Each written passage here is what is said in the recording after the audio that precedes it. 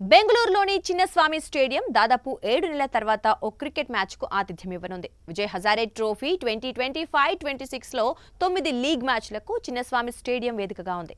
తొలుత ఈ ప్రతిష్టాత్మక మైదానంలో డిసెంబర్ 24న ఆంధ్ర, ఢిల్లీ జట్ల మధ్య మ్యాచ్ జరగనుంది.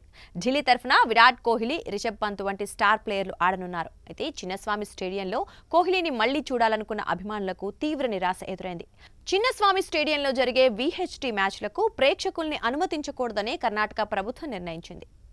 ఈ మ్యాచ్లకు సుమారు 2000 నుంచి 3000 మంది వరకు అభిమానులను అనుమతించాలని కర్ణాటక రాష్ట్ర క్రికెట్ అసోసియేషన్ ప్రతిపాదించింది.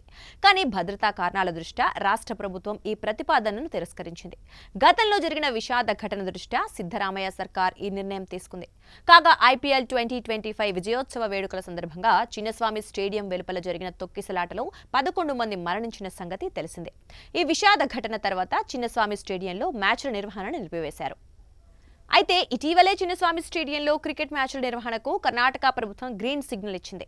వాస్తవానికి ఈ దేశవాళీ వన్డే టోర్నీలోని గ్రూప్ డి మ్యాచ్లకు బెంగళూరులోని అలూర్ క్రికెట్ స్టేడియం వేదికగా ఉంది.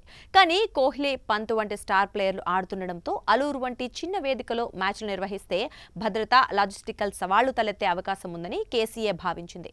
ఈ క్రమంలోనే గ్రూప్ డి మ్యాచ్ల వేదికను అలూర్ నుంచి చిన్నస్వామి స్టేడియంకు మార్చారు.